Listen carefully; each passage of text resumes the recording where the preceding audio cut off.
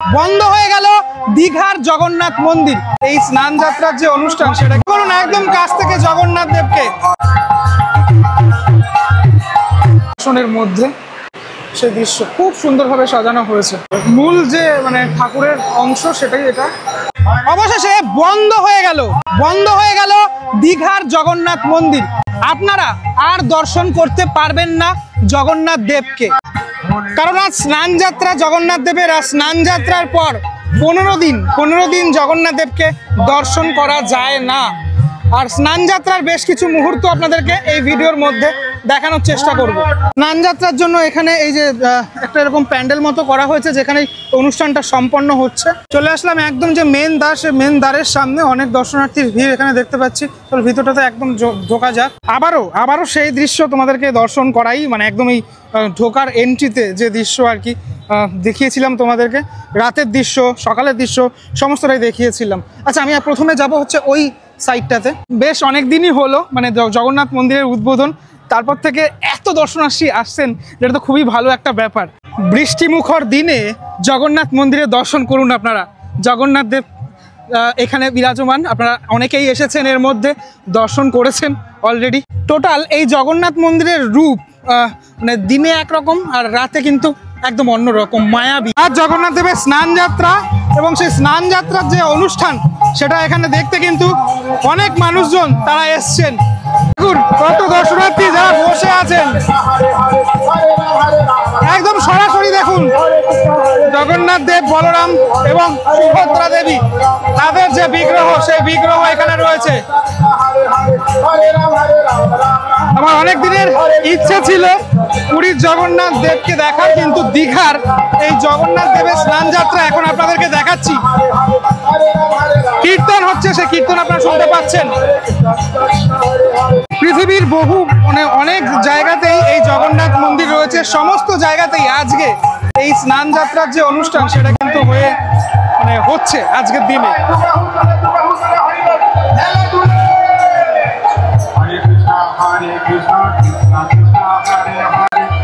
দর্শন করুন একদম কাছ থেকে জগন্নাথ দেবকে। মন্দিরের ভিতরে যে বিগ্রহ, সেই বিগ্রহ কিন্তু একদম আনা হয়েছে এখানে, এবং এইখানেই এই স্নান যাত্রার যে অনুষ্ঠান, সেই অনুষ্ঠান সম্পন্ন হচ্ছে, আপনারা দেখতে পাচ্ছেন সেটা।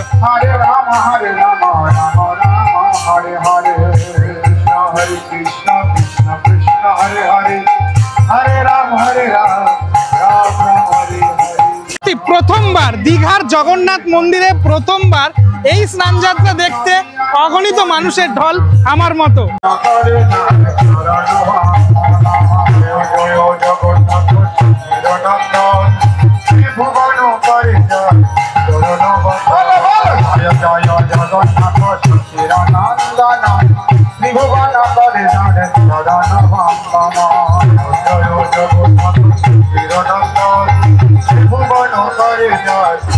মালা পরানো হচ্ছে জগন্নাথ দেব, সুভদ্রা দেবী এবং বলরাম দেবকে। এবং টোটাল আপনারা জানেন যে দীঘার এই জগন্নাথ মন্দিরের দায়িত্বে রয়েছেন টোটাল মায়াপুর ইস্কনের যারা রয়েছেন, তারা তো রয়েছেন এখানে। টোটাল অপূর্ব দৃশ্য, সেই দৃশ্য আপনাদেরকে চাক্ষুষ করাচ্ছি, আমি নিজে দেখছি এবং আপনাদেরকে দেখাচ্ছি সেই স্নান যাত্রার মুহূর্ত।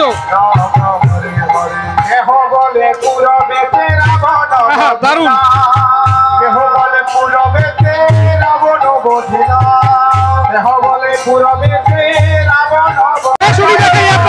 কলকাতার ইস্কনের দায়িত্বে রয়েছেন যিনি রাধারমন দাস, তিনি এখানে উপস্থিত আছেন। তার উপস্থিতিতেই টোটাল এই যে স্নান যাত্রা অনুষ্ঠান, সে অনুষ্ঠান চলছে। এবং আপনারা জানেন যে স্নান যাত্রার পর প্রভুর যে জ্বর হয়, সেই সময় মন্দির দর্শন মন্দিরের এই জগন্নাথ দেবের দর্শন করা যায় না। তার ঠিক আগের মুহূর্ত, এই যে 15টা দিন, এই আগের মুহূর্তটা আপনাদেরকে দর্শন করাচ্ছি আমি। রাধারমন দাস তিনি কিন্তু এখন এখানে পূজার্চনায় ব্যস্ত। এক অপূর্ব দৃশ্য।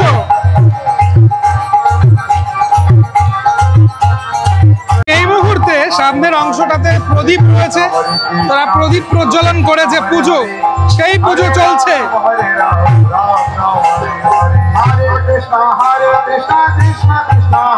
আর এই কীর্তন, সে কীর্তন কিন্তু নন স্টপ চলেই যাচ্ছে।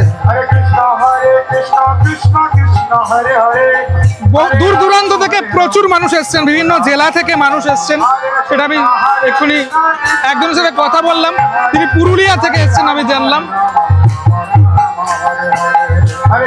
হরে কৃষ্ণ কৃষ্ণ কৃষ্ণ হরে হরে, হরে রাম রাম রাম হরে হরে। শ্রী রাধার ভাবে এবে গুরায় অবতার, শ্রী রাধার ভাবে এবে। দুই পাশে এরকম রয়েছেন, তারা পুজো অর্চনা করছেন দুই পাশে। আচ্ছা, এখানে দেখাই আপনাদেরকে রাধা এবং কৃষ্ণ, তার যে মূর্তি, সেই মূর্তিও কিন্তু এখানে রয়েছে, যে মূর্তি পূজিত হয় একদম মন্দিরের গর্ভগৃহে।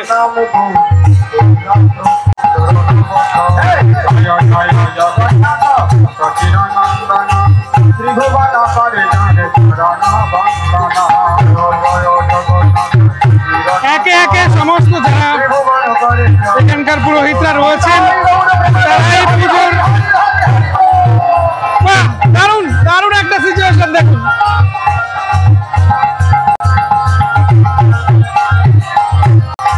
আমার জন্য প্রথম বছর এটা, আমি প্রথম বছর, মানে অ্যাকচুয়ালি দীঘার জগন্নাথ মন্দির একদম প্রথমই, কিন্তু আমি কখনো এই ধরনের দৃশ্য দেখিনি বা আপনাদেরকে দেখাইনি, সেটাই আপনারা দেখতে পাচ্ছেন একদম সরাসরি দীঘার জগন্নাথ মন্দির থেকে। মন্দির চত্বরের ঠিক সামনেই এই অংশটা করা হয়েছে।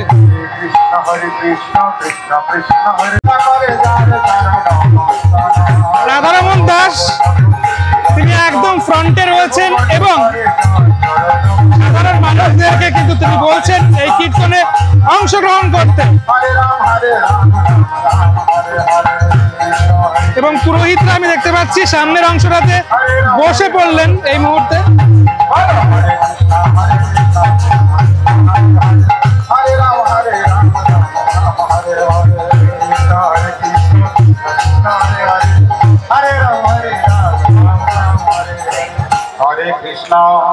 হরে কৃষ্ণ কৃষ্ণ কৃষ্ণ হরে হরে, হরে হরে হরে হরে রাম হরে রাম, রাম রাম হরে হরে, হরে কৃষ্ণ রাম রাম হরে হরে, হরে কৃষ্ণ হরে হরে, হরে রাম হরে রাম, হরে হরে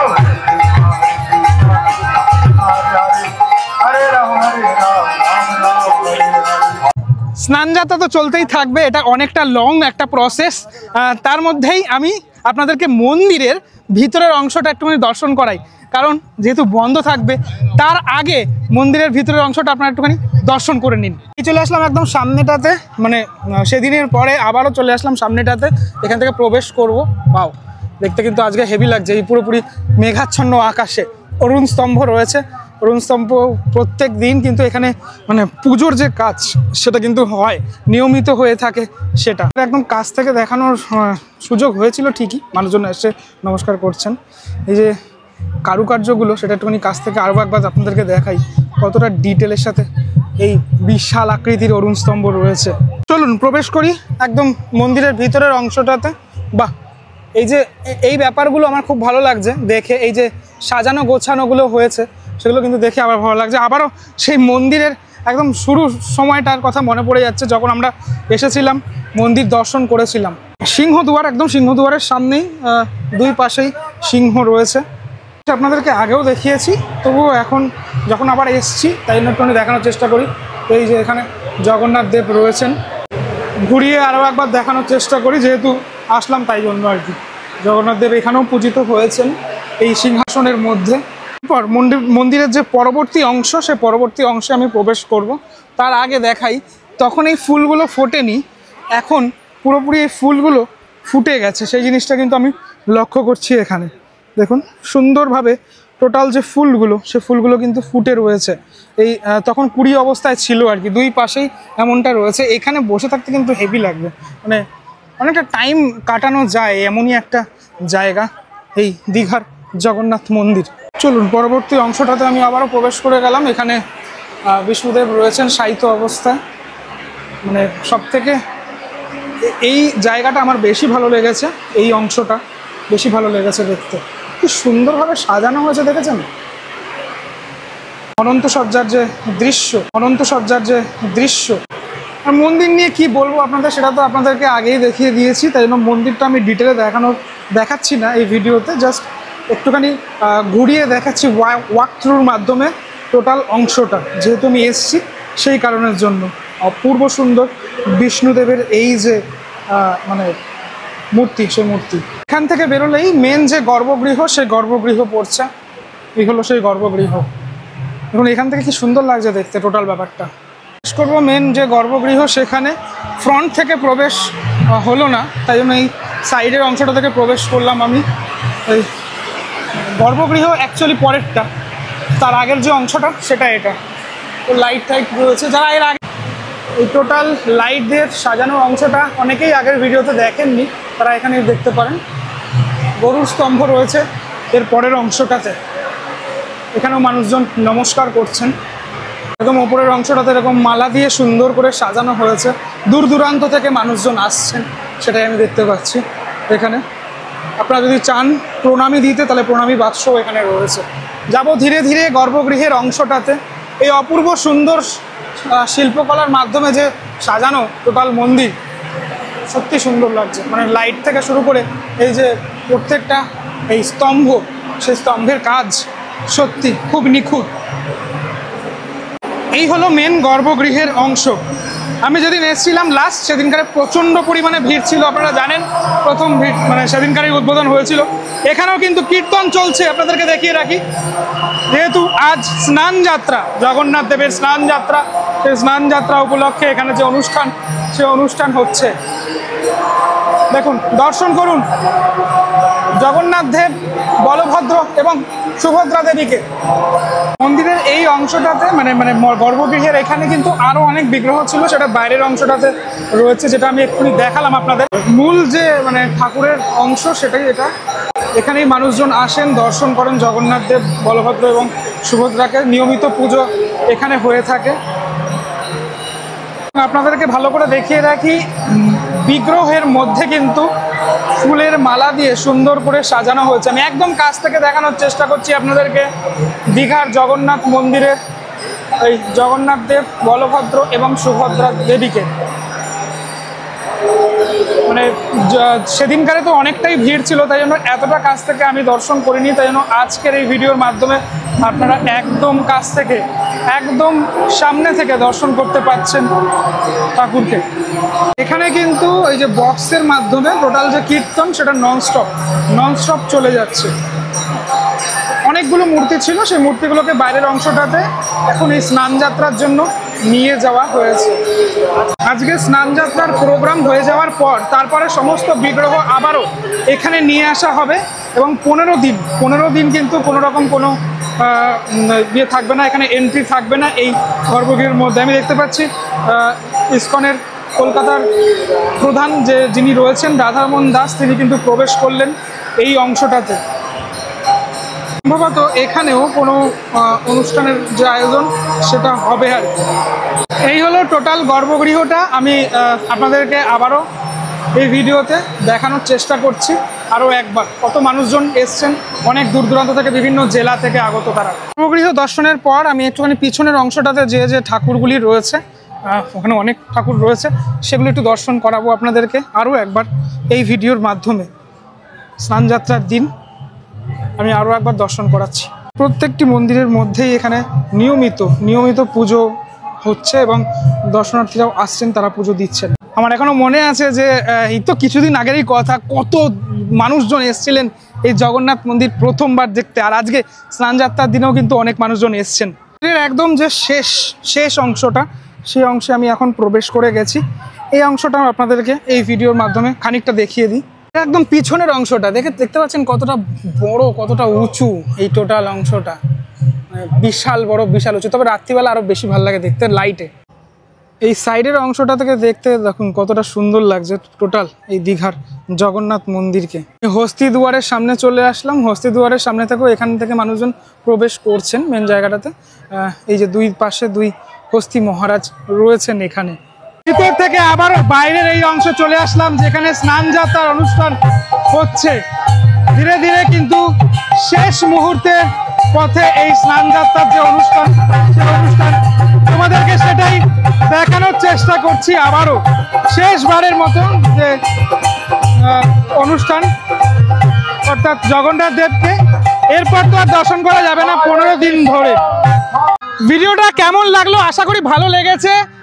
প্রথমবারের জন্য দর্শন করা এই দীঘার জগন্নাথ মন্দিরের যে স্নান যাত্রা, জগন্নাথ দেবের স্নান যাত্রা, সেটা এর আগে তো আপনারা বিভিন্ন জায়গায় দর্শন করেছেন, যদি আমার জন্য একদম প্রথমবার পিছনে জগন্নাথ মন্দির আর জগন্নাথ দেবের প্রভুর স্নান যাত্রা সেটা হচ্ছে এখানে। কেমন লাগলো সেটা আমাকে অবশ্যই জানাবেন। আগামী 15 দিন জগন্নাথ দেবের যে দর্শন সেটা বন্ধ থাকছে। তারপর 26শে জুন যে অনুষ্ঠান, সেই নেত্র উৎসব, সেই অনুষ্ঠানের মাধ্যমে 27শে জুন যে রথযাত্রা, সেই রথযাত্রা থেকে আবারও দর্শন করা যাবে জগন্নাথ দেবকে। পরবর্তী ব্লগে দেখা হচ্ছে খুব শীঘ্রই, ততক্ষণের জন্য বিরতি নেব। ভালো থাকবেন সবাই, টাটা।